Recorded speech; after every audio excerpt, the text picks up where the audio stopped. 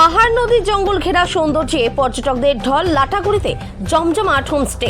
পাহাড় নদী ও জঙ্গল ঘেরা অপরূপ প্রাকৃতিক সৌন্দর্যে ঘেরা জলপাইগুড়ি জেলা। শীতের মরশুমে সেই সৌন্দর্য উপভোগ করতে ইতিমধ্যেই পর্যটকদের ঢল নামতে শুরু করেছে। সোমবার সন্ধ্যায় নাগাদ জলপাইগুড়ির লাটাগুড়ি এলাকার নেউরা নদী সংলগ্ন হোমস্টেগুলি পর্যটকদের ভিড়ে জমজমাট হয়ে উঠেছে। নেউরা নদীর ধারে প্রাকৃতিক মনোরম পরিবেশ সময় কাটাতে দেখা যাচ্ছে ছোট থেকে বড় বহু মানুষজনকে। কেউ প্রকৃতির সৌন্দর্য উপভোগ করছেন, আবার কেউ ব্যস্ত হয়ে পড়েছেন মোবাইল ও ক্যামেরায় সুন্দর মুহূর্ত ধরে রাখতে। নদী, পাহাড় ও সবুজ জঙ্গলের মেলবন্ধনে তৈরি এই দৃশ্য মন কেড়ে নিচ্ছে সকলের। পর্যটকদের ভিড়ে খুশি পর্যটন নির্ভর ব্যবসায়ীরা। তাদের কথায় বর্তমানে মানুষের ভিড় লক্ষ্য করা যাচ্ছে এবং এভাবেই পর্যটকদের আগমন বাড়লে ব্যবসারও উন্নতি হবে। তারা পর্যটকদের আরও বেশি করে আসার অনুরোধ জানিয়েছেন এবং ডুয়ার্সের অপরূপ প্রাকৃতিক সৌন্দর্য উপভোগ করার আহ্বান জানিয়েছেন। জলপাইগুড়ি থেকে খাদেমুল ইসলামের রিপোর্ট, বিগ নিউজ বাংলা।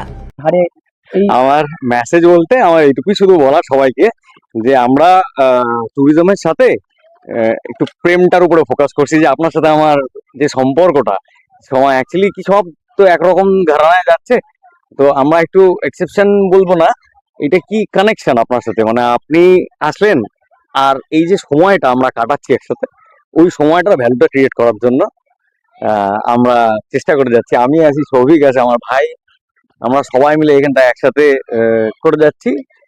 মানে সব মাস্টার্স করা লোকজন আমরা একসাথে কাজ করতেছি আর কি। এই পড়াশোনা জানা লোকজন একসাথে যেরকম হয় তেমন এটা ক্যাম্প স্টে, পুরা থাকার জায়গা আমাদের টেন্টেই পুরা এই মুহূর্তে। তারপরে আমরা ডেভেলপ করবো মার্চ এপ্রিলে।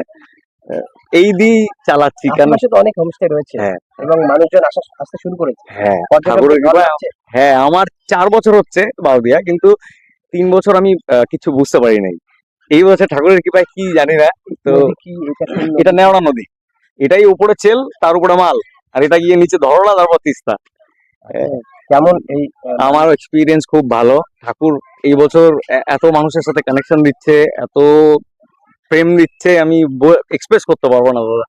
হ্যাঁ, কোথায় এসেছেন, কি ব্যাপার, কেমন লাগছে বলুন? আমরা এই নেওড়া নদীর পাশে একটি হোমস্টে, যেখানে আমরা এসেছি। মানে খুব সুন্দর প্রাকৃতিক দৃশ্য, পাশে নদী বয়ে গেছে, তার পাশে একটা ছোট কটেজ রয়েছে।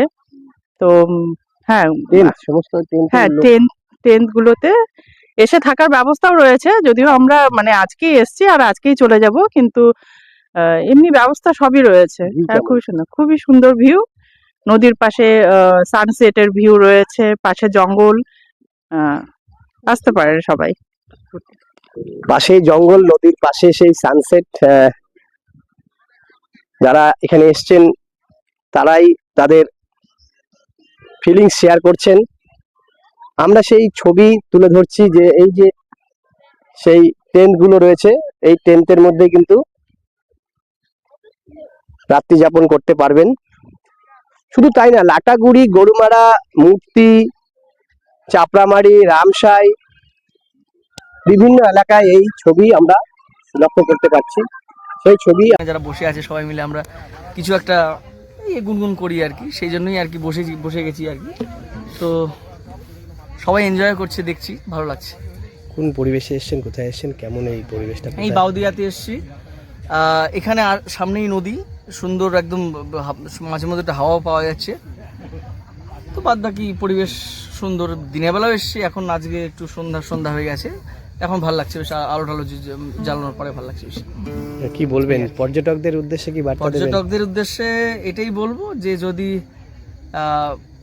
কাজের ফাঁকে যদি একটা সময় হয় তাহলে আসতেই পারেন, একাই আসতে পারেন, বা যদি পরিবারের কেউ থাকে সেই সবাই একসাথে আসতে পারেন, এই আর কি। মানে এই প্রকৃতির সাথে ভালো লাগবে, একদম একাত্ম হয়ে যাবেন এখানে আসলে। কি নাম আপনার? আমার নাম কেতন রায়।